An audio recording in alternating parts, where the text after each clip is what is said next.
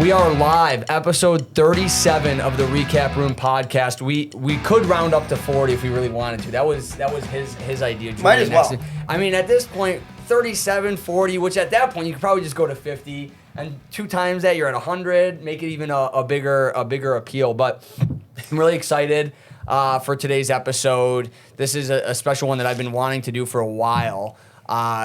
The most guests we've had on the podcast at once. We'll start off there. We have 3 other people joined by me. Probably, I'm trying to think of our other guests, but definitely the youngest as a whole guest we've had on the podcast, which is nice for me because, like, 25 years old, I'm always interviewing older people. Nothing wrong with that, but it's nice to get some young faces on here.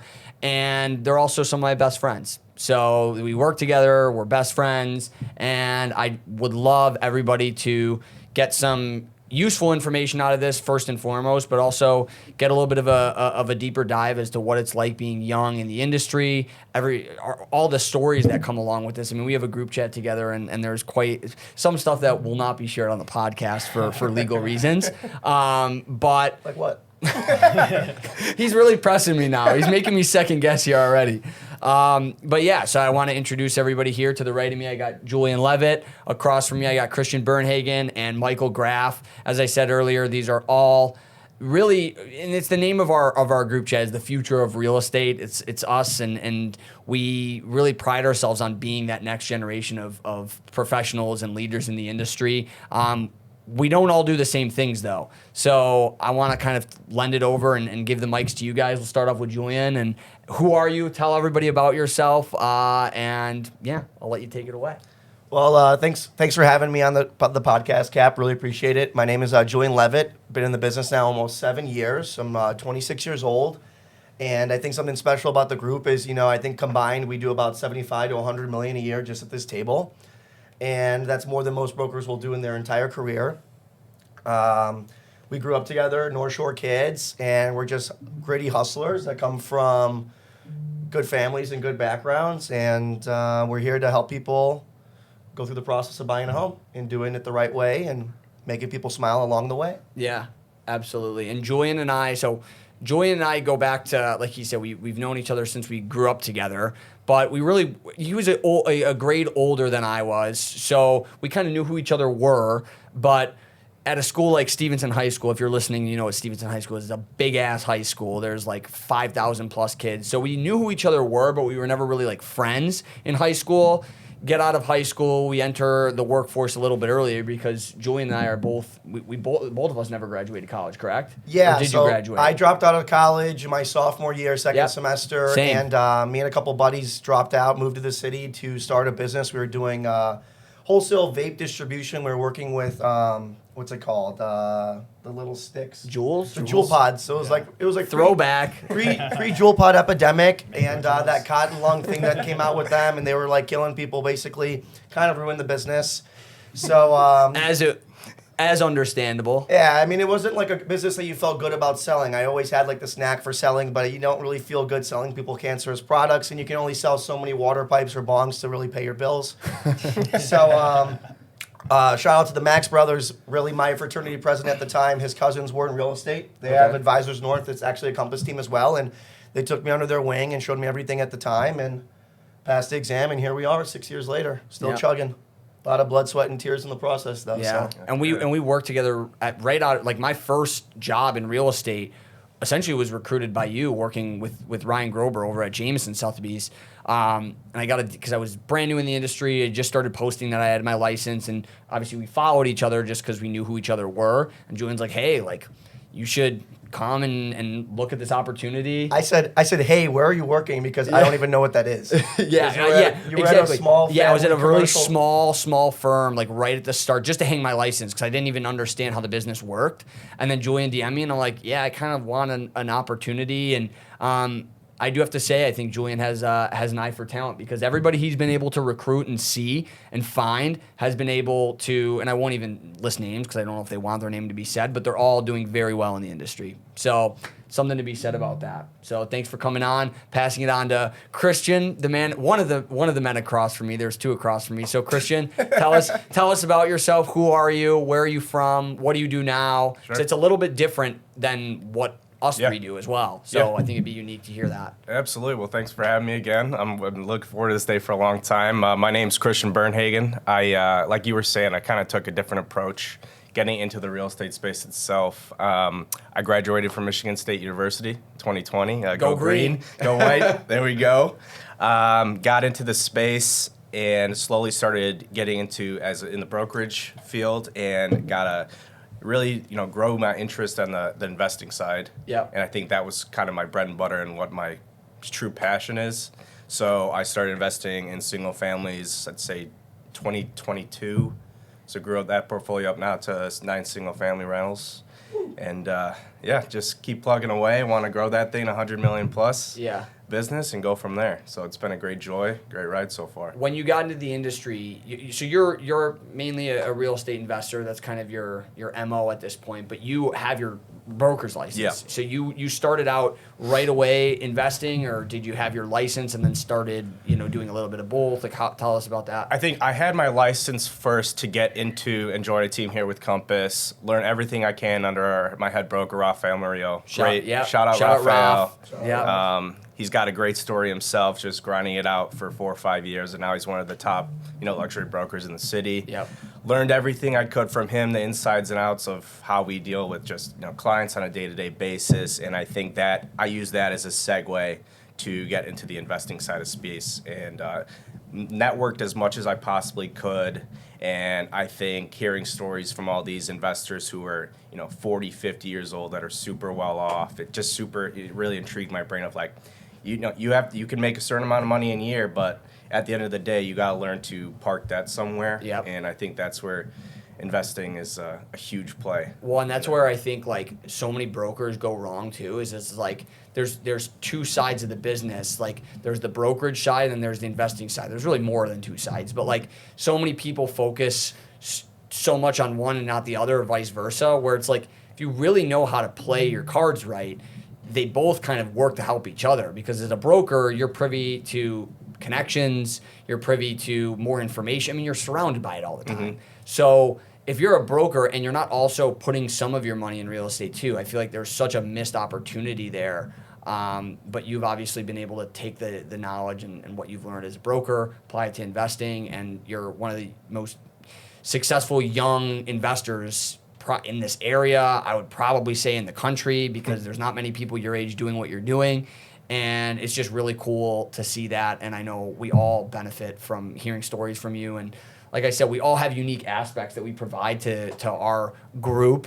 And that's why we're able to do what we do, because rising tide raises all ships, right? Like Absolutely. I hear stories from Julian, Christian, Michael, and we can and vice versa, and we all pick each other's brains and like help each other grow. And that's why we've been able to combine amongst ourselves, own millions of dollars of real estate, close hundreds of millions of transactions over the courses of our career. Like that's why we're able to do what we do. Absolutely. And I love that you do it with your dad. Yeah, I think absolutely. that's super special. Yeah. 100%. Yeah, talk a little bit about that. So how did that fall into place? Right. So I think, like I said, I always wanted to get into real estate investing specifically, even when I was in college. And when I graduated, started just, I have a mentor that I like to learn from and see how he built his portfolio up to 200 units spread across him and like 2 other partners. And just to see where he's at in his life, with his net cash flow and his properties, he's making like $100,000 net cash flow a month. A month. And that's not a year, folks. That's a not a month. year. And that's net. Yeah, and that's Net. net, after everything, after expenses, taxes, all of it. And I think what I realized as I got into it is it's a lot of work, for one. People don't realize it's a buy real estate and wait game, for sure. It's not a get rich quick scheme by any means. No. And I think I realized I had a bachelor's in finance, so I kind of knew the numbers background of things, back end of leasing, helping on that side, LLC formations, all this stuff that's really important within the accounting side of the business. And my dad, he's been an architect in his career. He has a lot of background in rehab, the rehab side of it. So, I just was over one day for dinner, and I'm like, he was super interested in what I was trying to get into. And he's like, why don't we work together? Yeah. And I'm like, this is Yeah, why and not? folks, this is not your silver spoon daddy giving son money to go take over. Gordy's in the back right here. I see him. But hey, Gordy. But this is not your traditional. I think initially people hear, oh, his dad, of course, daddy's money. This is not that story. And it's so easy to, hear these success stories and be like, oh, daddy's money. Must be nice. Yeah, must be nice. No, this is not that. Christian comes from a very well-to-do family, but nothing was handed to him, and he's doing this for a purpose that's larger than just, making the money. Absolutely. So, and it's been cool to do that journey with him so far. Building this out, he loves what he's doing. He told me the other day, he's like, this is the most fun I've had, in my business career. So that's always something. He gets to that do I it with love. you. Like, And that's so he gets cool. to do it with me. Yeah. It's all about. And just doing something like this and building a portfolio, it's never. Each day is totally different Yep. from one another. You always got to learn to stay even keel. Yeah. It's like being 100%. a pitcher in the MLB. Like Yep. you throw a bad pitch, you throw a good pitch, but you have a Yeah. short memory because your next pitch is all that matters. You're only Yeah. as good as your last at bat. My dad would always tell me that because he grew up playing baseball. Granted, I didn't, but he would always kind of instill that, like, don't ride the high highs and don't ride the low lows. You got to stay steady Yep. with it. That's how you have to live your life. Yeah, and I think just being on a team, whether it's on the brokerage side and learning from somebody to start out and then taper your way off, is like, something that you guys have done, like learn from the guys that have done it and are successful at it and grow it on your own. I think on my side with my dad, I think it's always better to go with a teammate with one or two other people Yep. and go farther than you could yourself, because me and my dad talk about all the time, like, any investor that tells you they're doing this themselves, they're lying to you. 1,000%. At scale, it's almost like impossible. It is. It's almost impossible. So you always have to have somebody to bounce ideas off of each other, and they might have a different viewpoint on something, and I'm like, yeah, let's go with that. Well, I think it's one of the hardest things about scaling in general, especially like take an average person who's young and hungry and like wants to be in an entrepreneurial role. Like that person probably is a control freak. Yeah. To varying degrees, but like we're all probably control freaks to an extent. Mm-hmm. Giving up that power to delegate is like the scariest, most difficult part. It's not working. Yeah. Well, none of us are allergic to working. We can all work until the, roosters come home. Like that's not the problem. The hardest part is honestly it's scaling and figuring out and trusting other people to like take care of your business, which is really your baby. And I think that's the hardest part once you get to that point. If you're cut from that cloth, other people, they're fucking allergic to work and like they go like nothing's gonna help them. Like let's just call a spade a spade. But the people who aren't, like that's what it is. I know it's true. 100%. Yeah, it's true. You got to be boots on the ground with Right. this. When you're starting out, whether it's single family, commercial, Airbnb, it doesn't matter. You got to be boots on the ground. Yep. Talking to tenants at your projects. If my dad there's something with a tenant that we have to take care of up north, he's going to be going up there and I'm going down south to do something. Like, and it's that's just why the nature of the game. Well, Matt Laracy, who I glaze all the time on this podcast, Shout out, Matt. yeah, because I think he's like amazing at what he does, and Legend. he's just a true professional. But he always talks about, he's like, I'm General Patton, like I'm on the front lines with my people. Yep. I don't lead, pointing from the back in my office. Like that guy is.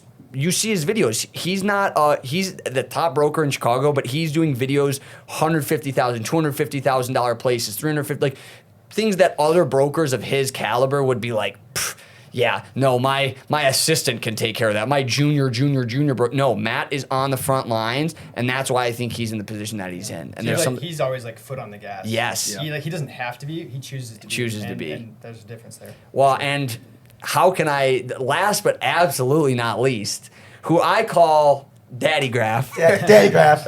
who we call Papa Graph with the group.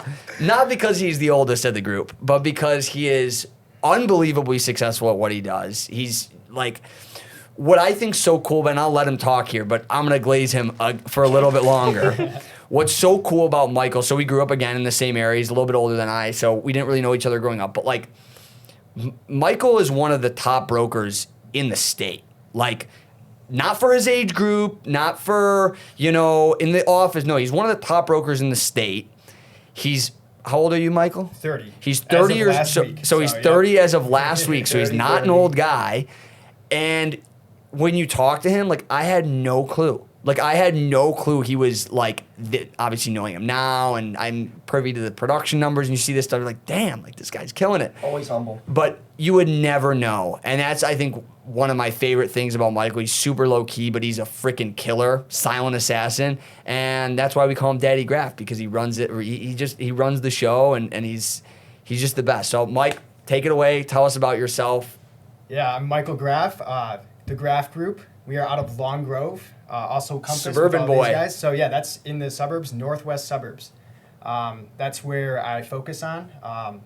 That's where I actually didn't start there. Similar to Christian, did go to school. I went to Loyola, graduated with a marketing degree, minor in econ. Back then, I used to do door-to-door sales. I was selling energy. See, I didn't even know this.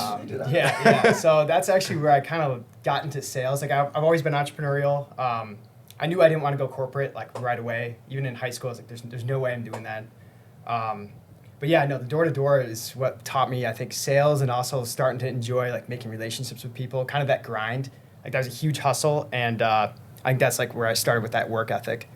And yeah, from there, I mean, so my mom's a realtor. I work with her. That's the Graf Group. It's literally just us two. We do have back office a little bit. It's my dad. He's licensed as well. My little sister's licensed. So my whole family, we're all in real estate or finance. Brothers and sisters are all in finance, so I'm the odd one out there. But yeah, I knew, like in high school, saw her killing it. I was like, all right, this is interesting. Yeah. And yeah, so ever since then, that's kind of, it led me to here. And it's been amazing. Yeah, so I think what's also cool about, like, this is where him and I are very different. Like, I'm not really a numbers guy at all. Like, I don't really, I shouldn't say at all, because you kind of have to be, at least to a certain extent. I mean, I'm a broker, but I'm also an investor, so you have to underwrite your deals and do all that, yada, yada. I don't like doing it, okay? Like, if I could wave a wand and not do it, I would. Michael, I feel like, has a lot of, like, you're good with the numbers. You like the numbers. I mean, I think it plays to your degree a little bit. I do, yes. Maybe not as much as your siblings do, given their professions, but, like, you understand it and have a grasp of it, which I think is a value add for your clients, and part of the reason why you've been able to be so successful at such a young age is because you have that value add that maybe other brokers don't. Yeah, I'd say so. And I think, I mean, I know this is some other discussions we'll have too. I mean, there's definitely more aspects to that I think are unique with something that all of us can offer with our ages, you know, compared to a lot of brokers in the industry. It's unusual, and you bring new perspectives. Yeah. Even if it isn't just like the hard numbers. I mean, there's other facets to that are, I think, very powerful. Yeah, absolutely. So you just bought your first house, correct? Recently? Yeah, actually, a year ago, getting there in December 2024. Bought my first place, Mount Prospect. Yeah, no, it's been great. Great investment. Yeah. Really good area, and that's, you know, we all know this, like location, and that was my main focus. So yeah, no, I've definitely done well on it. I'm in the green on that one for sure. And it's interesting, you know, and I told you guys about this a bit. I mean, I had other opportunities to buy other stuff. You know, hindsight's always 20/20. Definitely had the chance to buy some multifamily that probably should have bought. But you know what? I think everything works out the way it should. It's a valuable lesson, you know? It is, yeah. Well, speaking of like living arrangements too, like I'm going to talk about what's so unique about this group. I still live at home. Granted, buying my condo and moving to the city in February, but lived at home for 3 years. Julian lives at home. Graf, Christian, you just moved to the city, but lived at home for years. Couple years, yeah. Graf lived at home for a while until he bought his house. Yeah. Oh, I was renting for a bit too. Renting for a bit, but before that, you kind of back and forth. Then I was back to my parents' house when I wanted to buy. But like, what people around this age do you know that are all in one group that are all, and we weren't living in our parents' basement playing fucking Xbox, okay? This was a group that we were deliberately living in our parents' houses to save our money so we can go do and invest, go buy a house, go reinvest back into our business, go buy more properties. And I'm not saying that it's like, oh, look at us, look at how we're doing it, how cool we are. But it's like, we're all in a position that's on average better than pretty much anybody else our age for the most part. We're in that top point whatever % of our age group. And like, but that didn't just come from, you know, waking up and being like snapping our fingers and getting lucky. Like, we did the things that other people weren't willing to do. Christian's living out in Wheaton. I'm living in Vernon Hills. All my friends are down here. Like, a lot of things are down here, but we all sacrifice so we could make these long-term plays, and it's like finally starting to see those pay dividends now, 4 or 5 years down the line. I think the key word is like sacrifice. To speak candidly to like any young people watching this is, we all can afford to not live at home. I think that's pretty probably obvious and apparent, but we choose to because there's a trade-off. We want to buy in the future. We want to talk the talk and walk the walk. We want to do things, and we don't want to hemorrhage, a majority of our pay to pay someone else's mortgage, right? That's why we're in this business. And for me personally, I'm saving up to buy a building, want to invest like these two guys are, and the only way to do that is, in my opinion, staying at home and scrapping. Now, not everyone is able to stay at home, whether your parents don't live locally or you have a bad relationship with them. I totally understand those points. But there's no reason that you can't get a couple roommates, a couple guys and gals, and scrap, save, live in a different neighborhood. Not everyone needs to live in the cream of the crop area. Sometimes you should live maybe in an up and coming area and pay a little bit less than what you would prefer, because I understand, you wanting to be a bachelor and it's maybe not as sexy, bring someone back to your parents' house, but you got to think long term. And if this is someone that you're exploring spending the rest of your life with and making a huge decision, if they're not comfortable with your long-term plan of saving money to buy and set yourself up for success, then this probably isn't the right person for you anyways. And I always thought it was a great test when I would be dating and telling girls that, I lived at home with my parents, but I had X, Y, and Z planned and I was sacrificing. If immediately that was a turnoff for them and they weren't interested, I thought it was great because they just saved me maybe 2, 3, 4 dates of my time and money. Yep. Wow. I loved it. So I think it worked really well for me, and I did end up meeting my current girlfriend right now, still living at home, and she actually loves it. She lives at home too, which was actually worked out perfect. Nice. And like me too, like when I met my girlfriend, we've been dating for a little over a year, like I told her, I live at home, like this is what I'm doing. I'm saving up, I own a building, I'm buying another building, I'm buying my condo. Granted, my condo wasn't in the talks until later into our relationship, but like she was so like, that's awesome. Like that's a great thing. Other girls probably like, oh wait, yeah, you don't have the penthouse floor at Omni River North? I don't know. They can't buy into the vision. Yeah. And it's all like a long-term play, like the reason why we do the things we do. It's we don't think for the next day, we think for the next year, 5 years, 10 years. And the counter to that is always like, well, you got to live life, you got to enjoy in the now, and this. To me, that's a lot of cope. Like that's a lot of cope from people who, because usually the people who tell you that, just from my personal experience, are people who I would not want to trade places in lives with. Yep. Like they're just not. Most people who tell me that are people who are struggling themselves and want to feel better about struggling and spending on stupid stuff and doing stupid things, and they're in a pile of debt. Again, that doesn't mean they're a bad person. Doesn't mean I don't like them. Doesn't mean I can't be friends with them. But like, I'm not going to take financial and life advice from you if I wouldn't trade places with you. Absolutely. You got to learn to say no. I think that has been a huge thing when I moved back home. I knew from I was in Chicago for about a year and a half, 2 years, and I made the decision to move back home. And like you were saying, we were just lounging around. Like it's every day you're trying to find a deal or trying to figure out a way to advance yourself 5 years, 10 years down the line. Everybody now is in the immediate gratification stage on social media especially.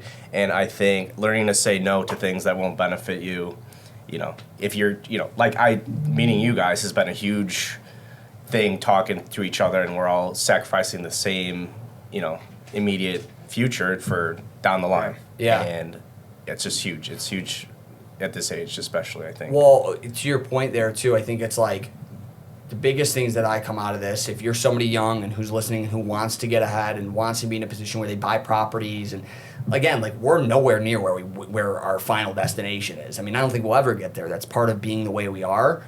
But if you want to be in a position where you're at that upper echelon of your age bracket and making good money and being able to take your girl out on vacation and dinner and do these things, it's got to be willing to sacrifice that instant gratification. You've got to get around other people. This is a huge one. Like we talk about being around each other. You've got to get around people who aren't going to bring you down. Like it is said so many times and it can't be said enough. You are who you spend the most time with. Yeah. That's it. 100%. Whether you want to or you don't. If you spend time with losers, you're going to be a loser. If you spend time with people who are advancing themselves, doing big things, you're going to be doing the same. It's always that way. It's just law.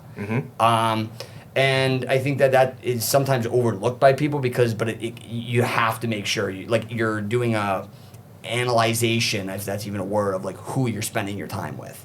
I think Jim Carrey said, like, from Liar Liar, that actor or whatever, he was like, if you're not willing to sacrifice the next 1 or 2 years for the next, like, 5 or 10, then you care way too much what other people think about you. I love Yeah. that. And I remember when I saw that, and I was like, I need to change everything, because it's when I was out partying a ton, racking up a lot of debt, and it's like, Yeah. a lot of these people you see, like, they might be a great time Friday night, Saturday night, but if you look at their bank accounts Sunday morning, I'm guessing it probably doesn't look too good. Well, I want to talk about that a little bit, Julian, because like I don't have that experience. Like I grew up like pretty much my whole life. I've been relatively like the same way, for better for worse. Like pretty, but I never had that story of like I was one way and I shifted. Yeah. Like I want to hear more about that. I mean, I grew up in a very like blue/white collar Russian Jewish family. We're immigrants, and you know, my family came here. My grandpa was a union painter, and my grandma worked every day in a Russian deli, just like cooking food. And you know, they kind of stayed in their little world. And as my parents were growing up, they became entrepreneurs. They never went to college because in that era, you know, you didn't really have to.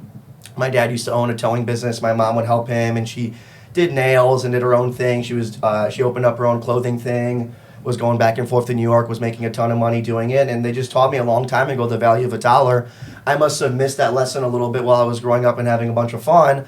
And you wake up one day building the business, paying rent, paying bills, doing all these different things, and I was like $55,000 in debt, and I was just like, something needs to change, and something needs to change like right now. And at the time, had a bachelor pad, was doing all the things that I'm telling you not to do. And good thing we're realtors. I sublet it within a week and a half, decided to move home and just change everything. And it took me, I think, 9 months to clear the debt, which is pretty fast. I did pick up a second job at the time, bartending and waiting tables, just because you got to do what you got to do. And I would work literally there I would work, 15-hour days. I would work there in the morning. I'd go pick up showings in the afternoon, vice versa. Whatever had to be done, I'd be in the cooler taking calls, getting yelled at. Like, you got to do what you got to do to make the dream a reality, right? Mm-hmm. And like, no one else is going to do it for you. No one else is going to help you buy the real estate. No one else is going to help you set up the podcast. No one else is going to help you expand and create your own business. So the buck stops at you. You got to be your own General Pat, and I like that. Yeah, and I really like, do like that. This kid working 2 jobs, hustling, like real estate is a full-time job in and of itself. So he really had 2 full-time jobs at the same time, doing whatever he could to get out of his debt, moved home, did all these things. Not once did I hear Julian complain. Not once did I hear Julian feel bad about himself. Not once did I hear Julian try and point the finger at other people. Julian took accountability for his actions and changed, and is now crushing it in his business. He's having his best year ever, to my knowledge, right? Yeah. This is your best year in real estate thus far. Basically like $12 million. Yeah, like $12 million a year. Freaking awesome, crushing it. Not in debt anymore, like doing all these amazing things, but not once ever pointed the blame at other people. And that, to me, is like what I see crippling so many people, is it's that victim mentality. Mm-hmm. Like, totally. It crushes you, right? I mean, you've probably seen it more because you're a little bit older, Graf. Like, you see a little bit more of a delineation, like where people have ended up. Because 30 now, you're at like a very clear point. The fork in the road has become clear. Yeah. Maybe it's more like muddled for you guys. And no, you're absolutely right. And I do think, and you are like the master, I think, of taking ownership. And I got to say, like, this guy's taught me some things about that too. Like, I feel like I've always been like pretty accountable to myself. But man, I think I've stepped it up a notch just watching this guy. I think, man, you're amazing at it. I think it comes from like sports, and I'll honestly give Grover a big shout out, because when Ryan was training us, we were young in the business. I had actually just come from a very turbulent experience and had to switch brokerages, and something that he taught me a long time ago and I learned in football was, A, never feel sorry for yourself. You're the only one who's going to change, the direction of where your ship's going. And 2, Grover taught us you got to wait your turn and pay your dues. Yeah. And I think a lot of people in this business, you watch Selling Sunset or whatever it is, or $1 Million Real Estate with Ryan Serhant, who's awesome, and you're like, I want to go sell $100 million condos, and I want to wear a 6 suit and drive like a Lambo, and like, that's just not how it is. Yeah. The business is gritty. The business is 7 a.m. start, 7 p.m. end, and you're grinding. People are telling you to go fuck yourself and all these different things, and you're sweating. You can't pay your bills, and you got to figure it out. And that's why most people don't last in the business longer than 2 years. And you gotta have a vision. You gotta really. I love to manifest. I think I can sit at home and like just be in a quiet space and like just see the future. And all I know that is, if I want to make that path successful, I need to just start walking it. Right. Yeah. And no one else is gonna do that for me. And like, I can sit there, bitch and moan and complain all day long. And like, I think we need to have a space where we can vent, but then like, it's you like get 3 minutes of bitching and then like move on. Yeah. Yeah. Move on. Let Go it go. work out, clear your head, and get back fucking out there. Go make some calls, talk to people, shake some hands, kiss some babies, and make it fucking happen. Right. Yeah. Make it You fucking gotta have happen. like a goldfish memory. In one ear, out the other, Yeah. man. Yeah. That's what I think of it that way. And there's something I've always thought about when people that are successful in their 50s and 60s, they always say like, look, you have a lot of time. But I think people misconstrue that and be like, oh, I'll just start, down the road or start. Yeah, you have to start now and take that accountability because it's the horizon. It's going to be an uphill battle for 3-4 years until Right. you're, in a good position to, be in your success where you want to be. But you got to start. You got to start. I think it's important too, and like I'd say it too, being the oldest here. I mean, I still think it's crazy how quick 30 came up on me. Like, man, these years blew by. I think I got my license at 23 or 24. And yeah, like to your point, I think like for lack of a better term, you kind of got to eat the shit to start. Yeah. There's no way around it. You got to put the work in. It's gonna suck, and that's the only way to start building. Also, to your point, you got to start because if you start like, I mean, look, a lot of agents start older, which is interesting, and that's a unique dynamic that we all have here that we didn't. But man, if you don't starting early, it actually gives you, I think, a huge benefit, a massive benefit, and even beyond, I think, skills and any other unique aspects or viewpoints you bring. Being young is that people actually want to help young people. I think people see someone, they see like a 23-year-old guy hustling. Like I think a lot of people will be like, you know what, I'm gonna work with them. Yeah. Like I'm gonna give this guy a shot. Yeah. Right. And I saw that a bunch when I started. I know all you guys saw that. Like that's a thing. Yeah. I mean, I landed my 2 biggest sales in my career, one at 23, the second one that I'm closing on next week, like through relationships with people that I knew's parents because they saw, and they're all very, like both of them, both groups of people, very successful very successful entrepreneurs. And I think they saw like, and I don't want to speak for them, but like maybe saw a little bit of themselves in me. Yeah. Right. Yeah. Like Yeah. they were like, yeah, I could go with the, broker my age, whatever, blah, blah, blah. And they do probably a great job, but they like the way they see things is like I see a little bit of myself in you. And I think it goes another point is it's like when people would tell me, oh, well, aren't you scared without a college degree? You're not going to be able to find a job. You're not going to be able to make money. You're not going to be able to do this. I'm like, listen, any entrepreneur who I know, if I go to them and pitch myself to them in the way that I know I'm capable, they're not going to care about my college It's degree. not relevant. Right. It's just not going to be relevant to them because they're gonna love the fact that I had the gumption to go to them and say my pitch to them and get in front of them and say, listen, I don't know what I don't know, but I'm willing to learn. I want to do everything that I can to get there. I don't know any entrepreneur that's worth anything that's going to be like, oh, she didn't graduate from fucking whatever. They're not going to care. They're just not going to care at that point. So Or to that point too, it's like I remember Ryan Serhant said this. He's like as we all did, we had a lot of confrontation probably starting out at a young age. It's like, oh, this young kid, leasing a building or doing this sale. He's like, no, age doesn't matter. If you study every detail about anything, the building itself, whatever location you're really focusing in on. If you know your shit, man, they don't care. Yeah. They don't care how how old, how young you are. Use all your quote unquote like negatives to be a positive. Like, oh sure, I'm young. That could be for a lot of people inexperienced, doesn't know what he's doing. I flip that and say, I'm young. I don't have a wife. I don't have kids. I don't have other responsibilities to work on right now.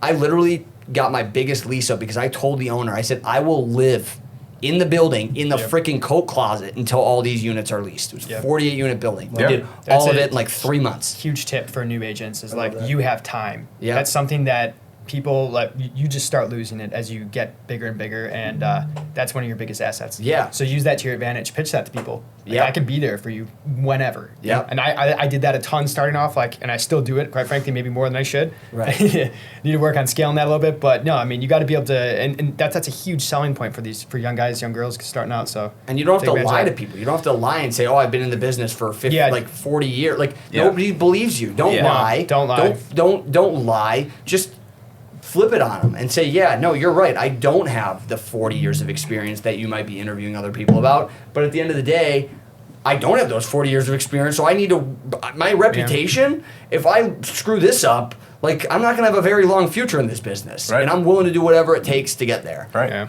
I think a lot of people will appreciate that. Now, let's kind of steer the ship in a little bit of a different direction. We're all Chicago natives. We're all from Chicago, Chicagoland area. Some in the burbs, some in the city, kind of a mix. Let's talk about where you think the direction of Chicago real estate's heading, kind of things that we're seeing in the market play out, things that for maybe somebody who's looking to get into the market in the next few years, like what should they be looking out for? Kind of things of that nature. Julian started off. I know you work with a lot of people similar to me. Like we have similar client base in a lot of ways. So yeah, I think like if you look at a map of the deals we do, we're really like all over the place. Which they tell you not to do, but I think if you're smart enough to understand just a little bit of data, you can work a lot of different areas. I think the hotspots are always going to be hot. You know, the Lincoln Park and the West Loop, the businesses are there, the people like it. You know, the market's changed. You know, 20 years ago, the corporate CEO would say, I want to live here and everyone's going to come to me. And we saw that shift where now, you know, the corporate CEO is like, you know what, all the employees actually want to work and live in Miami. We're going to move. And then we saw that. We saw the big Citadel left, went to Miami, and a bunch of other corporations. Now you've also seen big corps like McDonald's and Google go to the West Loop because they wanted Class A office space that their employees are going to like, and they wanted to walk to work. So they gave that to their employees. I think that's going to be a continuing shift. Now I think a lot of people moved to the suburbs in the COVID era, and you're definitely seeing a lot of people move back. Yeah. But I want to, and we were talking about this, I think a good focus is like these suburb downtown areas. There's a handful of them that have a really nice setup, and I think those are starting to attract a ton of buyers. Yeah, Arlington Heights, Elmhurst, Lake Forest, anywhere where there's a suburb with a downtown. Yeah, we were just talking about a metro line. I think that's the other key because a lot of these people are commuting back and forth. I see a ton of that. The highway access is important, and I think they're starting to get a little bit more creative with that. I'd love to see, you know, maybe some of downtown come back. I think there's a great opportunity in River North right now. I think you have a great opportunity in the South Loop still. I think some of the best deals I see are in River North. Yeah, and I'm always big on like Northwest side, like Jefferson Park, that area. I've always loved it. I think you see a lot of new construction and development there.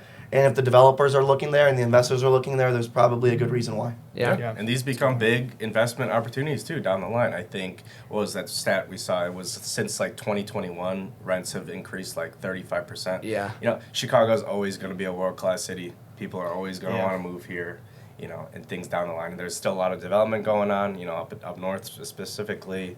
You know, HOAs become lower as you go out there. It just becomes, it's a very attractive. Where do you own most of your properties, Christian? There's south suburbs. A lot of them are in south suburbs, but I am starting to look up north around Lake Beach. Yeah. You know, McHenry. You got your first one there last year, or this year? Yeah, a couple years ago, yeah. So those are a lot of prime areas up there too. Yeah. So. Well, our suburban broker expert over here, Michael Graff, what are you seeing specifically in the suburbs? Because that's where you're in the northwest suburbs. Like, where are you seeing your people go?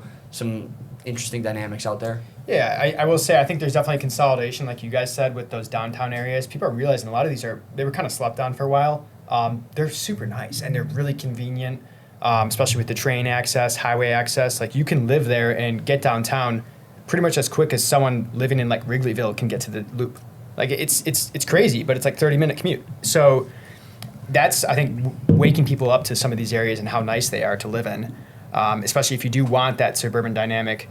And I think one thing that's, you know, will continue, it always has been like this, but people, you know, when they start families, oftentimes, if they don't want to raise them in this, like, they're going to come out here. They're going to come out to the burbs. They're looking for schools. They're looking for some space, a yard for the kids, for the dog, want a fenced yard, something like that. Like, that's a big thing. That's a lot of my clients.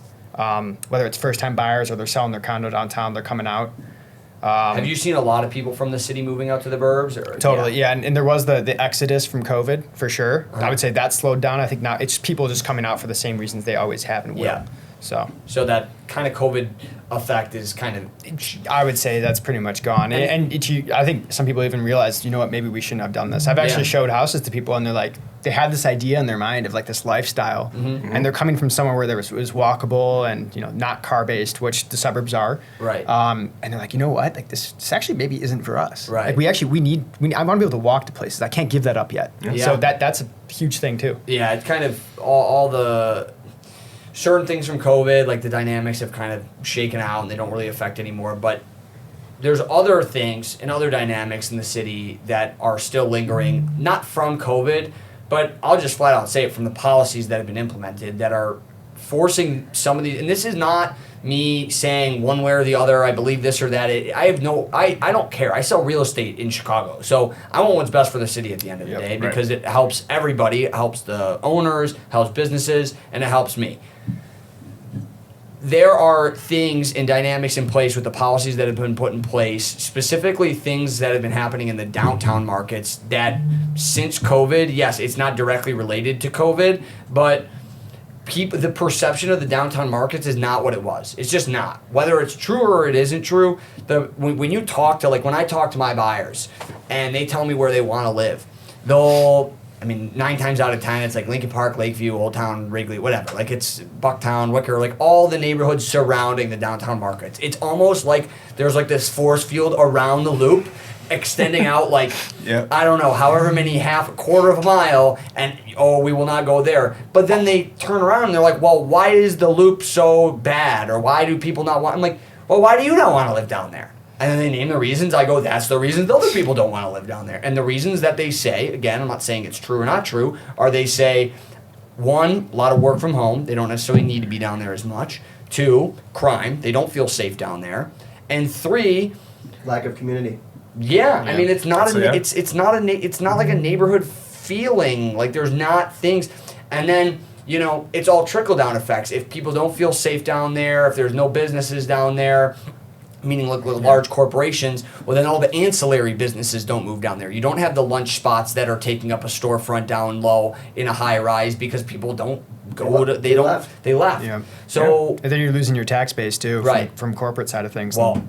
What happens then? Well, that's what we just saw. I mean, we just saw the property tax bill came out, the second installment, and some places in the south and west side, you saw tax bills go up literally 100% for some people.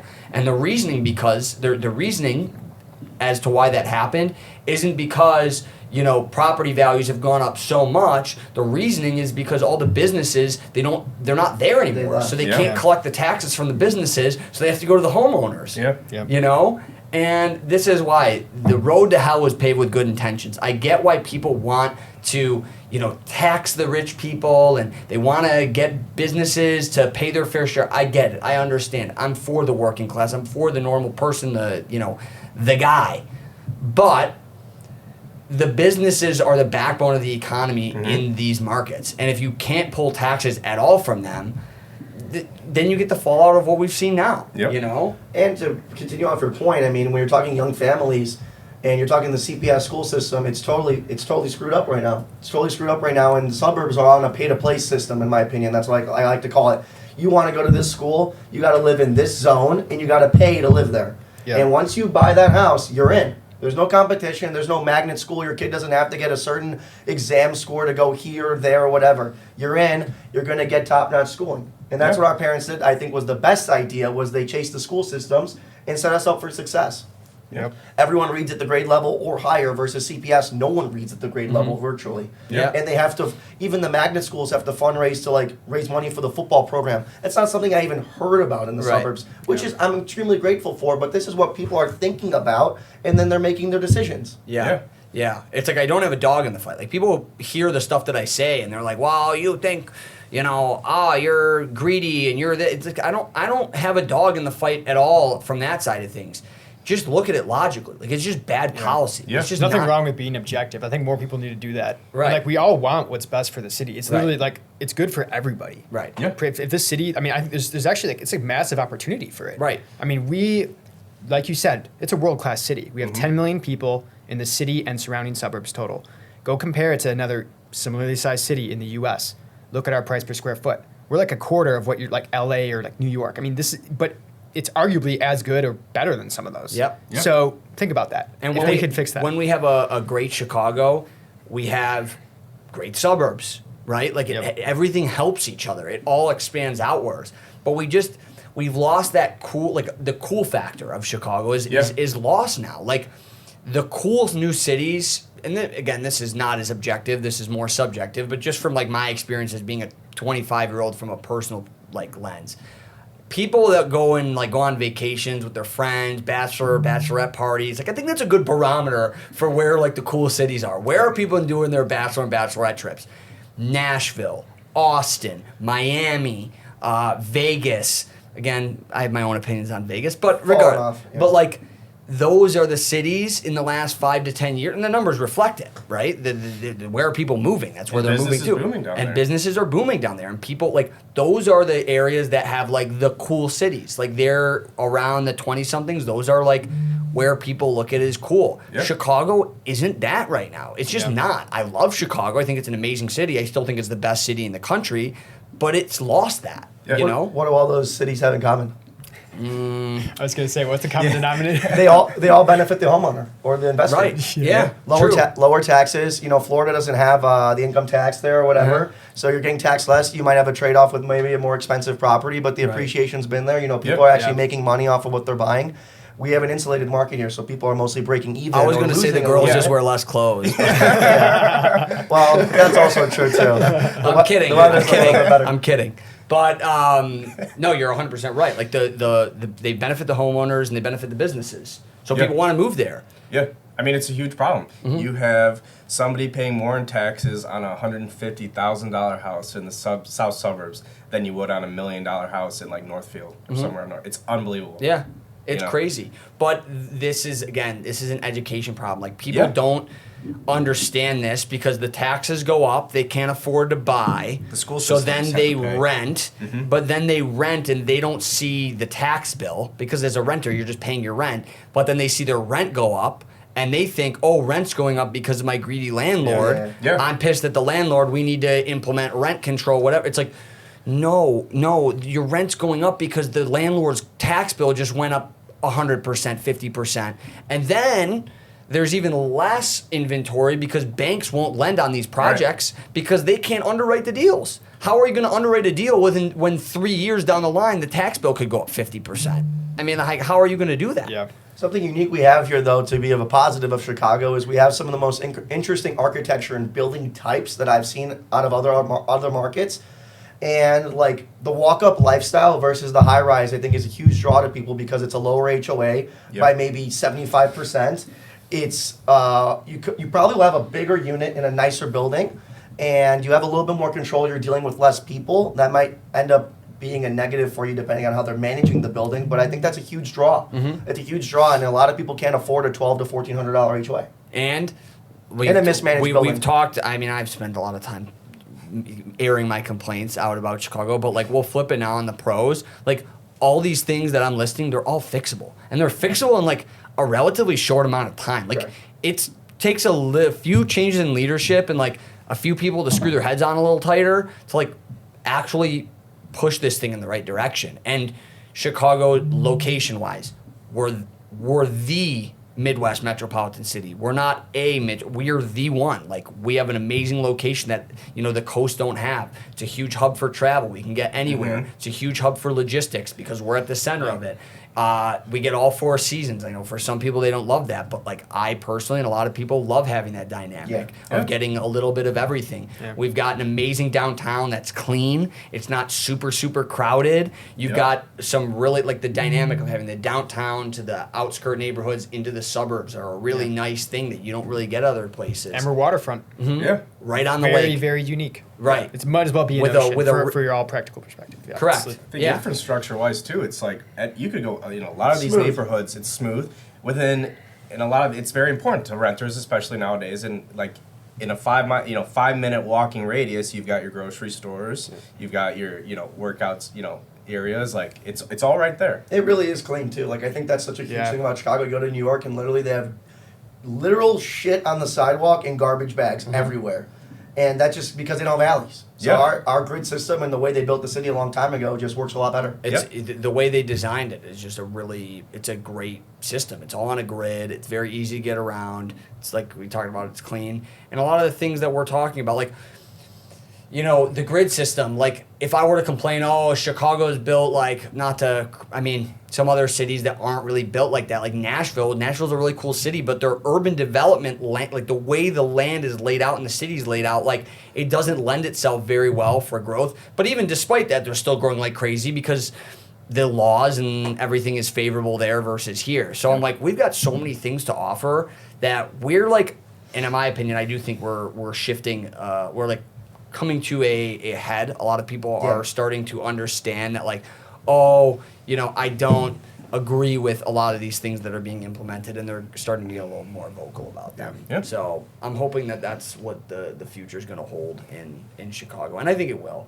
I think it will. I don't think I've ever heard anyone say I hate the city. Like I would Never. never want to go back to Chicago. Yeah. Some people don't like living down there, sure, but like people have fun. Like they Yes. enjoy the city. I think there's a lot to offer. I mean, where can you go and live in a metropolitan city and go to the beach? Yeah. Yep. And There's not a lot for of them in America. Right for- next to the buildings. Like it's Yeah. great. It's actually wild. You can It's walk very off. rare. You can walk off Oak Street. You can go hit Oak Street Sauna, and then you can go right into downtown. Mixed like Yeah. Well, and coming off of that, like, yes, there's ebbs and flows to the market, and there's things downtown that I'm not impressed with. But at the same time, when there's blood in the streets, literally and figuratively, that's when you buy. Like, I didn't come up with that quote. Warren Buffett did. I hope so. I'm pretty sure he did, yeah. But Yeah. I believe so. like, you need to figure out how to convert office. there is a lot of opportunity right now down there, because I'm telling you, in the next 10 years, I would be shocked if it takes even that long, but I'll just give myself a buffer. In the next 10 years, those downtown markets are going to shift dramatically. People will want to live in River North again. It's too big to go belly up. People will want to live in the Loop. That may take a little bit longer than River North, but like right now what we're seeing is that River North, like the whole near north side down to the South Loop. So that's, parts of Old Town, River North, Streeterville, Gold Coast, the Loop, and South Loop have really gotten hurt since COVID. Yeah. That area is going to change. It's going to shift, and it's going to shift for the better, because right now, like, you're seeing some condos down there trading for literally what they were in the 2000s, if not the 90s. Like, that is not going to last forever. It's just not. That's what I think. I don't know what your thoughts are. I'm curious to see too with the commercial buildings, especially. I mean, these things are trading for 10% of what they were Literally. prior to COVID, literally. Yeah. And it's going to be interesting to see if some developers come in and be like try and deconvert these to multifamily, especially. Well, and this is the difficult part with them. Yeah. Is that you have these buildings, they're existing structures, right? And you talk to an average person, they'll say, well, we should convert them to apartments. Sounds great. Not that easy, though. But it's not easy. I mean, Yeah. think about how the buildings are laid out, the ductwork. Like, nothing is designed for residential Centralized apartments. plumbing. Right. Yeah. You gotta And- pick it up for 10 cents on the dollar for it to make sense. Right, right. And even if you do, it's like honestly, a lot of these buildings are better off as just being knocked down and built new, but a lot of them are landmarked. Yeah. Yeah. So then they can't knock them down and build new because the city's got them in handcuffs saying you can't do that. So it's like something's got to give somewhere. And again, it kind of goes back to once there's a change in leadership with somebody who like has a pro-development mindset, I think that you'll start to see things like turn and make good progress. Yeah, I mean, I think you can still go to River North right now. You can get like a 2-2 and a decent to nice building for like $450. Yeah. That's like an amazing price, I think, for a condo downtown. That won't be like that forever. No, there's no way. I mean, It won't there's be just like no, that forever. there's no way. Like I don't know. You just walk down River North. There's big buildings everywhere. You're in the heart of Chicago. It's like it's still Chicago. Like the fact that you can buy, I can point to kind of be like, yeah, I could buy that right now for a 2-bed, 2-bath, and not like a crappy one, like a decent 2-bed, 2-bath in a nice building for $450. Like you tell somebody from New York that, Yeah, it's wild. like that's crazy. Yeah. They'll think you're nuts. They'll think you're absolutely crazy. So that's kind of my forecast on that. But Graf, but in the suburbs, have you seen like it's just kind of continue? I mean, since COVID, the suburbs were kind of on fire. Have they kind of maintained that? Totally. Yeah. Steady growth every year. I do think, some areas maybe not as much. It's definitely, some of the areas that we already mentioned, very desirable. Those are going to keep killing it. I don't see that slowing down. It's not crazy. We don't have wild swings, which I actually think is kind of a nice thing about Chicagoland as a whole. There's no drastic movement. I mean, we're pretty steady on the upward. We don't have huge crashes, but we also don't have these huge booms. And that's actually lends itself to the stability of these areas as a pretty decent, safe investment. Buying the right location, you're not going to get hurt in the long run. I mean, you zoom out on the time scale, you're going to be fine. Right. Whether that's downtown or out in the burbs. Some areas, I would say there's, again, maybe a bit of even consolidation out there. Big drivers, again, school district. I think practicality of the location too. It's got to be you got to be able to commute. That's huge for a lot of people. So yeah, overall it's been good though. I mean, not a bad place to be. Well, we're rolling out REKAP University here in the next week or so, which is basically like teaching people what school forgot, like how to buy a home, how to invest in real estate, like just the basics of like where the gaps are in schools. Like schools don't teach you anything about personal finance, or at least not a good enough job. Speaking to somebody who's listening, they're around our age, they want to buy real estate, they want to get into real estate, they want to do something with real estate, whether it's buying a home, buying investment property, like what's your advice to them going into 2026? Like what should they be looking for? What should they be doing to make it smart? In terms of buying? In terms of buying. Yes. Yeah. Like Yeah, what so- would you tell them? Yeah, I location, really. It's is always the biggest thing. I mean, I think you could buy a knockdown house in a killer spot. Like, again, you're going to do okay. Now, it has to make sense. Like, you probably need to live there, so you're not going to knock it down, or it can't be like, a 1900s house filled with mold and asbestos that, like, Right. it's got to make sense from your financial perspective, too. You need the cash to do that. But, yeah, I would say buy in as nice of an area as you can. Sacrifice maybe on the size of your house, on the beds and baths, maybe on the finishes, to be in a better spot.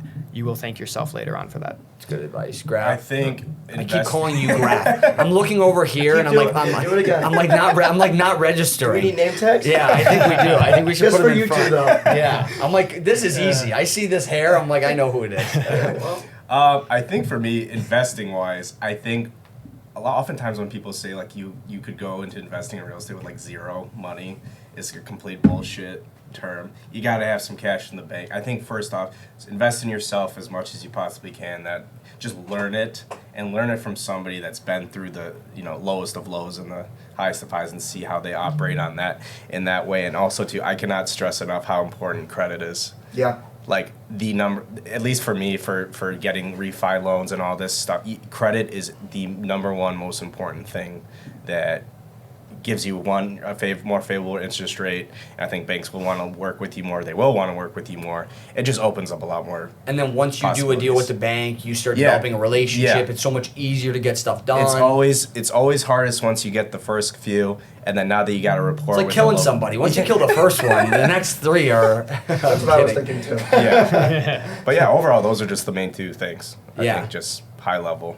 Okay. On that side. That's So, great. Yeah. That's great. We got broker side, investor side, back to broker, Julian. Yeah, I would say, I could probably relate to this question because, like, I'm in that boat right now, trying to save up to be like these two guys. And, like, if you're in high school or college right now and you're listening to this and you're like, how do I get started?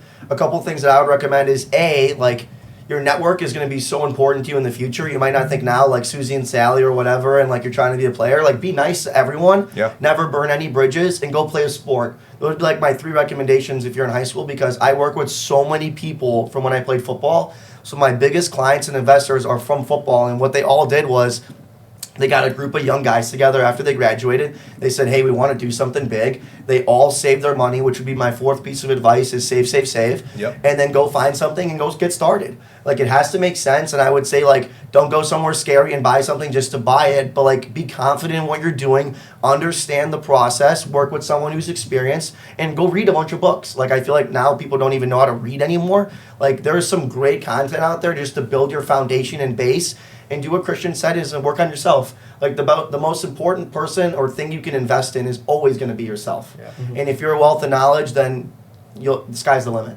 Yeah, I think those are all great points. And don't be in a rush. Like, a lot of people, like, you see people on social media and, like, they have, like, the Lambo or whatever, and oftentimes it's all bullshit anyways. Yeah. But, like, if you're 21, 25, 30, and you're just getting started and purchasing property, like, that's totally normal. The average first-time home buyer, I think, right now is 40. Yeah, I think that article came out 40. Yeah, So it's around that. you're already ahead of the curve if you're thinking like this, and saving up that down payment is expensive because, yeah, you can buy a lot of property at 0%, 3%, 5% down, but the numbers probably aren't going to work for you. Mm-hmm. So, if you have to save 10, 15, 20% or, get a bunch of guys together, I think that's more worthwhile because you're going to set yourself up for success. You're starting off on the right foot. And you're not going to put yourself in a situation where you're over leveraged, Yeah. which is the number one thing we're seeing Yeah. right now is people are over leveraged. Yeah, I and think they're going to lose their ass. You got to avoid lifestyle inflation. Yeah. I think it's easy to, like, once you Huge get your point. first big boy job, you start making some money. You're like, oh, I'm going to go buy the Rollie, get super nice car, and, like, I'm going out all the time, Nice going on apartment. trips. Like, yeah, nice apartment. You're blowing so much money. Like, be careful of that. In If fact, you saving. if you make $1 million and spend $1.1 million, you're broke. Exactly, yeah. And I think the other thing to understand here, and you touched on this, obviously saving money, right? Super important, but it's 10 times as important as someone in their early 20s. Yeah. You have the power of compounding interest on your side. That's like, what do they say, like the eighth wonder of the world or whatever? I don't know if it's the eighth or ninth, but it's incredible. And, you know, like $1,000 at 21 invested in the stock market versus someone investing $1,000 at 40, that $1,000 at 20 is like 100 times more powerful. It's going to be huge. You give it time to grow, it grows on itself. It's compounding interest. It's truly a beautiful thing. I think one thing off both your guys' points too is you can invest in yourself, and you were talking about read books and all this, but then you get into this like analysis paralysis deal, and you just get lost in all these numbers right in front of you. I think the most important thing is you got to put up some collateral, put up some of your own money, and get into these projects like you were saying. If it has to be with working with two of your friends that want to invest in something, you got to physically put some cash up front, I think, to get in the game, because that's how I did it. I'm like, I got to actually put up some money and show money where your mouth is. Don't do it alone too. Like a mentor is like the most important thing in this world. Like I know when Cap has a deal or Christian has a deal, they're definitely showing it to other people, and like they're having the numbers ran. Like I'm sure if you find a cool deal, like you're showing K-Rock. Yes. Like you're showing K-Rock, you're like, what do you think? And like he's gonna tell you point blank if this is a shitty deal or you should go for it. And I know some people are like, well, I don't want them to like steal my deal. Well, if you think that about your mentor, then you should probably get a new one. Because your mentor shouldn't be trying to scrape your peanuts off your fucking desk. Like they should have their own stuff buttoned up. And I think that's the best thing. Ignorance can also be a blessing, like you're saying. Like you don't want to get in the weeds, and the analysis paralysis is a real thing. So you do want to pull the trigger on something eventually. Yep. I agree with that. Yep. Yeah.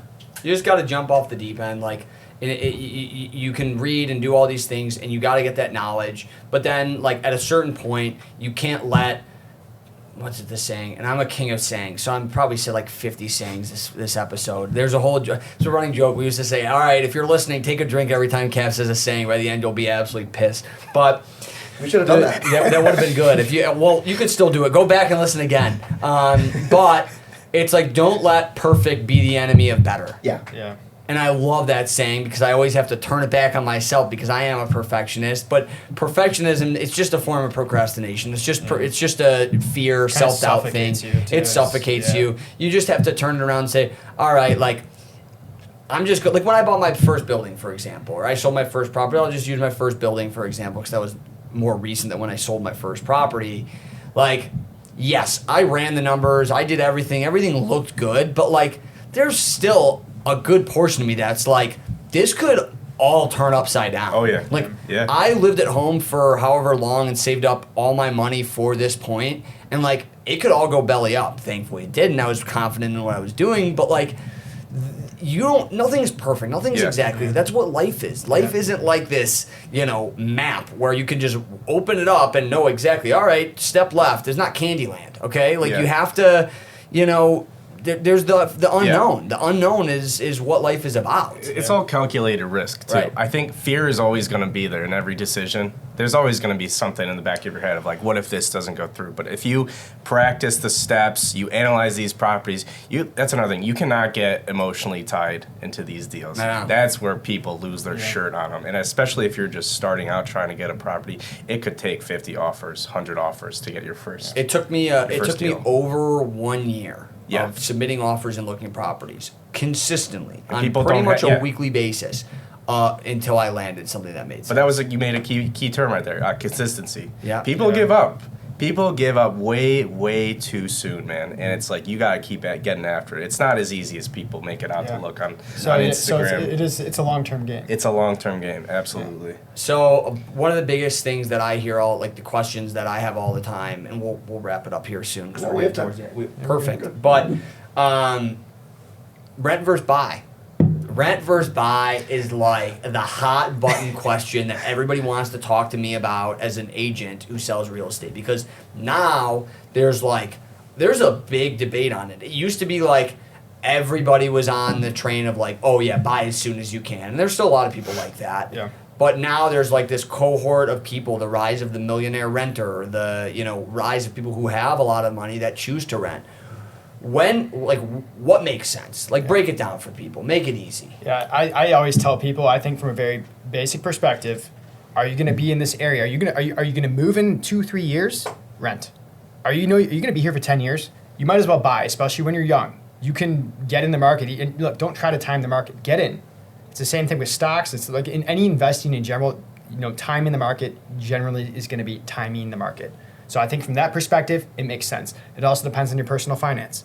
I think if you're a super savvy investor, maybe in the stock market, you're a trader, whatever it is, go ahead, rent. You save your capital, and you can go use that and maybe get a better return than you would have on the house. But I think for most people, that's not the case. You're generally going to be better off if you're buying in the right area, make a good purchase. It's going to do well for you.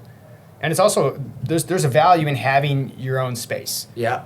There's not someone telling you, hey, I got to come in, check it out, or you need to call someone to get a fix done. I mean, you can customize it. It's your own. You have control. There's value to that, especially if you're someone who maybe is starting a family soon. I mean, you have to be considerate of these things. Yeah, I think it's a lot of like looking at financials and personal lifestyle. Yeah, totally. And figuring out where in the two. Christian, what do you think? What's your take I on think from the viewpoint of if you have in the back of your head that if you have assets that generate some income for you, I think starting out renting would make some sense in that regard. I think that's why I moved back home, started investing in real estate, and moving back here, just trying different neighborhoods still, see what I like, see what I don't like. I think if you have that in mind, it's just like anything. Like I always tell people, if you want to get that nice new shiny car, at least buy a property to help pay for it. Yeah, you're a perfect example of what I just said. Yeah. It's like, so here's like a savvy investor. Yeah. Like he's better off using his capital to go get returns on real estate investing than he is necessarily buying a single family, which is also going to,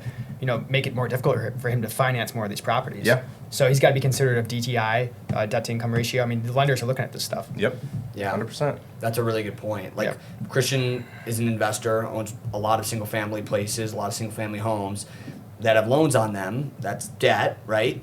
And when he goes to buy eventually his primary residence, the lenders are going to have to look at that and say, oh, he's got a certain amount of debt, and they look at what's called a DTI, debt to income ratio. You learn all about this in REKAP University. Yes, good plug. You'll learn all about this in REKAP University. We all just graduated, so they're all graduates. I'm a dropout.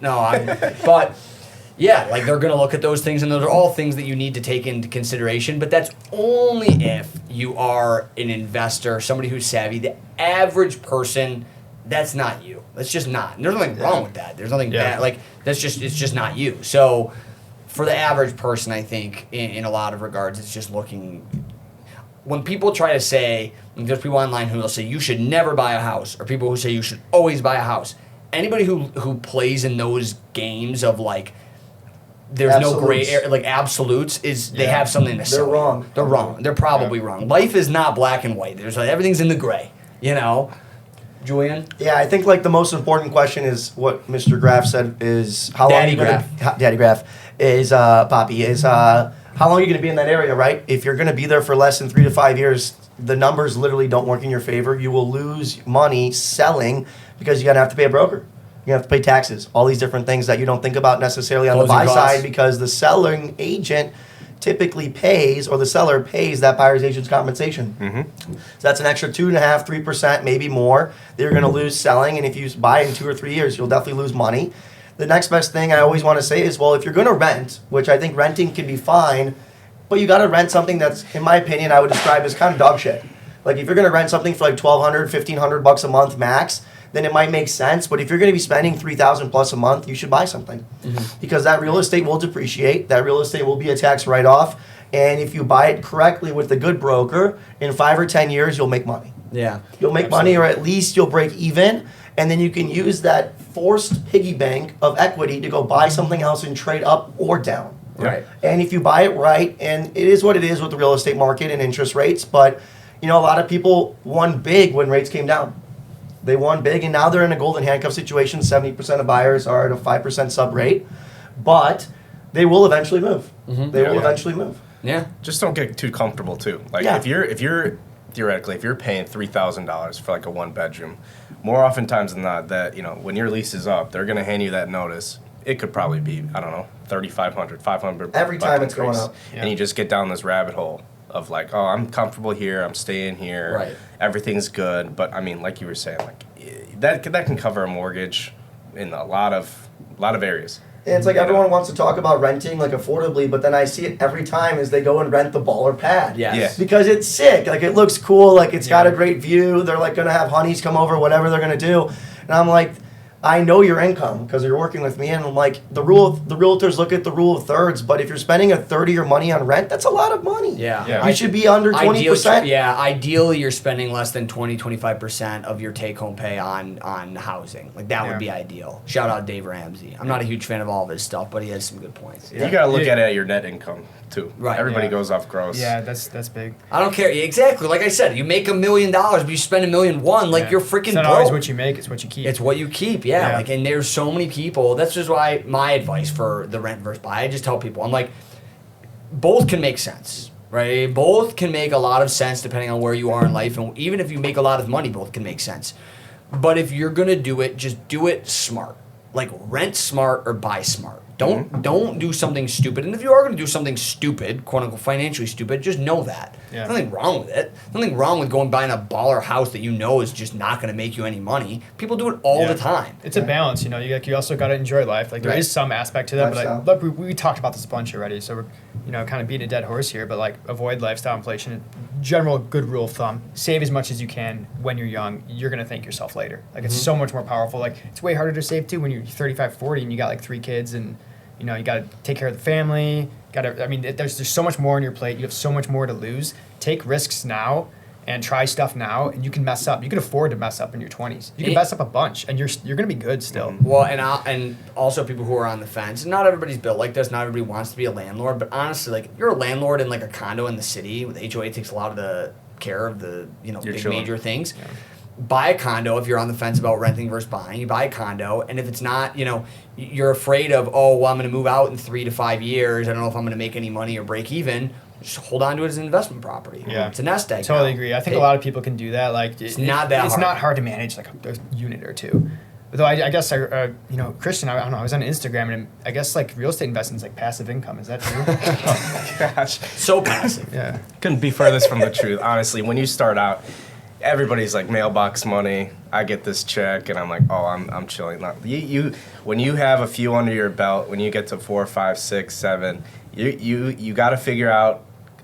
Delegation is a huge thing for one. You got to learn to get your subcontractors to be in these places, and I think you have to pride yourself on taking care of problems immediately when tenants. What about the 2 a.m. toilet? That's a whole nother conversation. You got some more stories? Yeah, I can get into them. I've got some crime. We can both go back. Yeah. We both got some stories. Those are always going to be there. I think you'll have 1 or 2. Everybody does. Yeah. I think. But the difference is also I own multifamily, you own single family. Like, you're dealing with a lot more in a multi-unit or single family. You've got foundation, you've got roof, you've got plumbing that's just for your building or just for your unit. Whereas, like, you're an entry-level buyer buying like a condo in the city.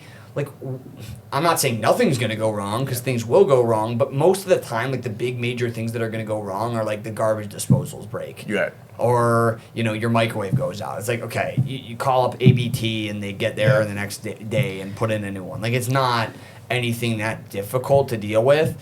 Again, not everybody's made for it, but it's... At least with buying, like, there's things you can do. There's, like, maneuvers you can make. There's things you can do to kind of, like, make it better for yourself. Whereas, like, renting, and also, I'm going to say this as somebody who's buying my first condo in February, closing on it, the thing I'm looking forward to most is just making it my own. Yeah. It's just huge value. Like, I'm not looking at this as, like, I'm not looking at this from the same lens that I'm looking at it with my 2 buildings that I own. Like, those are pure money-making propositions that I'm looking at how to maximize my profits and make as much as I can. This I am as well. I bought smart. I bought it $25,000 under market. Thank you. I bought it for, I negotiated it properly. But at the end of the day, I may make a few bucks, break even, somewhere around there. But I'm just excited. I'm going to go in. I'm going to put my own countertops in there. I'm going to paint it how I want. I'm going to make it how I want and I would want my place. And there's nobody at the end of it that's gonna say, all right, you're kicked out, right? A landlord, they could sell their property and then you have to move. You could be living there for 10 years, and if your landlord sells, like, you're SOL. So, I think your position too, for somebody that would be like a first-time investor and they want to rent it out after they live it. Right. That's like a perfect position. I Yeah, think that's you could be in. Yeah. You know, granted, if HOAs are good, maybe $300-400 doesn't really matter. Like whatever it is, if maintenance is involved in the day-to-day operations, and you can get a 2-2 with good appreciation potential, do some cabinets in the kitchen, things like that. I mean, you will learn so much. I think you always should buy something with the end in mind. Like, what is your exit strategy at the end of this? Is your goal to buy it and hold it? Are you going to sell in a few years? Like, whatever your exit strategy is, there's no right or wrong answer to that. Yeah. But just have that in mind when you go to buy it.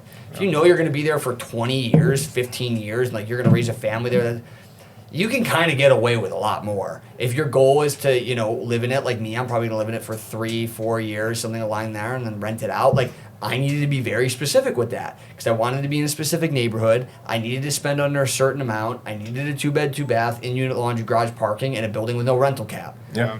I mean, that's kind of that's a laundry list. It took me a while, and that's where you talked about being patient. Like, it took a while to find that. I think you heard 2 great blueprints here on how these guys got started in their investing. Lived at home, saved their money, bought investment properties, and then went and rented in a community that he's been looking at for like 2 years. Yeah. And you bought a condo after buying, 8 units now? Yeah, 7, and the condo is going to be my 8th. So I think it's like you could have got your bachelor pads first, but you sacrificed and made the right decision, and now you guys get to have fun. Yeah. And you have excess cash flow. Yep. You can do what you want to do. You're not strapped.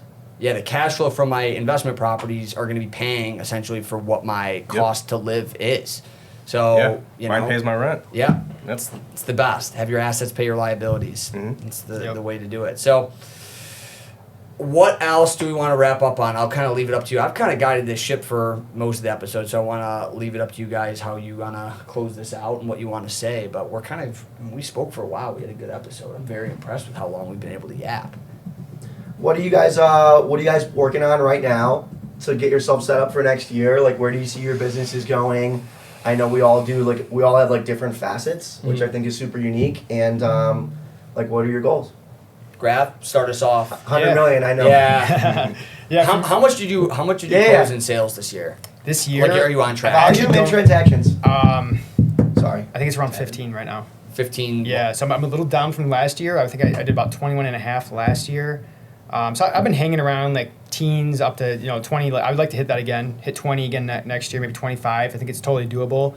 Kind of had definitely like Q4 has been a little choppy. I had some deals fall apart. Just I don't know what it was. Something is in the air. A bunch of bad stuff happened to some deals, which that's the name of the game though, and there's an unpredictable aspect to it.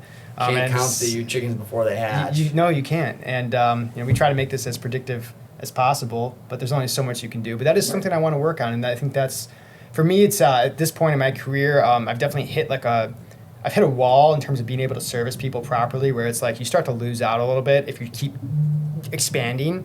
So I need to scale a bit, whether that's systems, other people. I'm working on both of those things. So for me, it's just kind of honing in.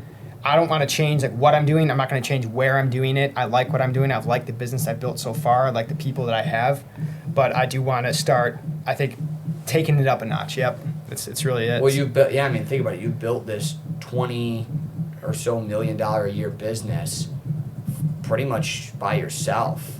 You didn't have it. No, junior agents. Thankfully, granted, my business is a little different with the rental side of things, and we'll talk about that. But you built that alone, and so now to get to that next level, it's going to take a little bit of delegation. I need people, and obviously I work with my mom, but we're on the same team. But I have essentially what is my own business within it. It's my own set of clients. We service completely different age groups, which is actually a nice thing for us. Yeah. We do kind of get people coming in where it's like, okay, I'll work with this person, you work with that person. But no, for me, it's, and I am now principal of the team, and I do plan on expanding it. I want to, my vision for it, and I'm not set on this, but I do think I'm more of a boutique approach. I kind of always have been. I like to be hands-on. I'm working on getting away from that because, again, that's going to restrict me. But, I'm not going to do some mega team or anything. No. I do see, though, I want to have a team of some solid guys and girls and, see where it goes from there. I think an admin would be huge. Admin a too, full-time, EA. I think that's really a game changer. I think like in the Millionaire Real Estate Agent, that book like by Gary Keller, everyone wants to expand the team by like getting a bunch of agents and looking like sick and fly. You could do 35 transactions on average by yourself, and then after that you need some sort of admin or secretary or something. Yeah, I did 43 transactions last year, Nice. and that was like Insane. yeah, that's it. Like you realistically shouldn't be doing more than that. Like your quality just goes down a bunch. But I do know I know of an agent. Actually, he's a Compass agent in the North Shore he's a solo agent who does like I forgot his numbers, but they're ridiculous. I mean, it's one of the highest performing solo agents, and he's got basically 4 admins. Yeah, that's it. It's Yep. him and 4 admins, and it works extremely well. I do kind of like that's something I think I could do. But I'm not 100% set on that. But I'm exploring all these options. I right could now. see you doing something Yeah. like that. Like I could see, obviously, you and I are different. Like we have different business models, and I could see your business model lending itself to something similar to that, where you have like you, maybe one other agent or whatever, but a lot of like back end support. Totally. You only need like 1 Navy SEAL, like 2. Yeah. That's It's it. the truth. Christian?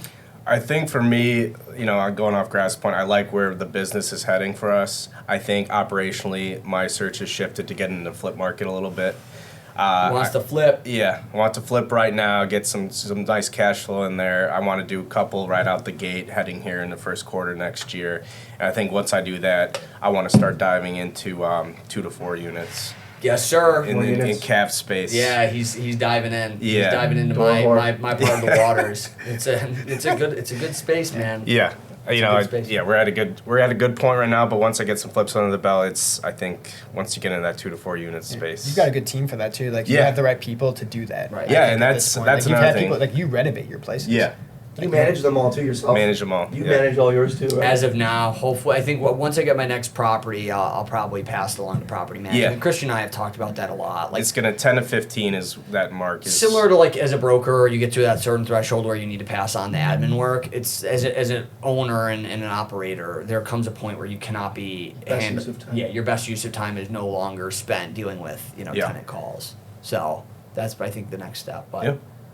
cool, Yeah. Julian. Maybe you'll see some more brokerage out of you too. Yeah, that too. Yeah. Love to see you sell some more houses. Would you want to do? I mean, Eventually, yeah. Yeah. I think right now I could, with the flip side of it too, I could list it myself. Right. Get commission that way. Right. I think right now it's my bread and butter is going to be investing, but yeah. That's smart. Always Nice out hard there. question. Yeah. yeah, best use of your time. Like you figure out what the best use of your time is, then you lean into it. Yep. Triple down. He posted a picture of what you were looking at the other day. I said, doesn't look scary enough. Yeah. I said, oh, you didn't see the other 4 rooms. Yeah, I want to see where the haunted. murders Yeah. were. They're haunted. It's like the poltergeist. With me, I'm going to start off with a saying because I love sayings too. And it's, every year in the last 3 or 4 years has been my best year in this business. I've grown almost 200% every year. And my saying has always been, like, what's gotten me to here will not get me to where I want to go. So I'm constantly reevaluating what I'm doing on the day-to-day basis. So this upcoming year, I'm going back to some old school prospecting, hitting the phones. You'll probably get cold called by me or your mom or dad might, and they'll probably tell me to fuck off. That's totally fine. Still trying to meet and greet commercial brokers, reload companies, divorce attorneys, people in the money management space, and then continuing to just work my own sphere. I have a really nice organic sphere from just doing social media and going back to what I said earlier, with just like never really burning bridges and trying to just be nice to everyone I met. And a long time ago, I told myself it's not about how many hours I spend per deal, but it's about how good a job I really do. And all I really care about is just, them being happy and getting a really nice review. And that's really worked out well for me. Yeah. So just continuing to do that and focusing on myself, staying fit and active, I think has always been good for me. And everything else will come as long as you continue to be consistent and work hard. And this year we did, I've sold and closed 24 homes, and we're at 11.8 million. It's supposed to be 25, but a deal got pushed to next year. And we got a couple of people looking. I think we might be able to squeeze in and break 12. And last year we did like 7.3, so I'm super happy with that. That's super happy with that. Huge growth. The year before that we did like 2 or 3 million. So like for everyone listening and watching, and that was like my 3rd year in the business, is you just gotta stay consistent, trust the process. And once you start seeing like those trees start to grow and like the fruits of your labor, you're just gonna get so much more psyched up about it. You're really gonna enjoy waking up every day and doing what you do. Yeah. Because I think we all meet people every day that are just like honestly miserable, and they hate what they do. They hate their life. They think they're fat or out of shape or whatever. And they're not willing to take accountability and go fishing for themselves. They want everyone to do things for them. So continuing to just do that. I love it. What about you, Cap? REKAP University is going to be the main focus for this next year, next few years. I think that there's a huge gap in the market for that. So for most people listening to this kind of know my story, but know what our business model is, at least on the brokerage side. So investing side, I own and operate multi-units. Not that interesting, but you get the idea of what that is.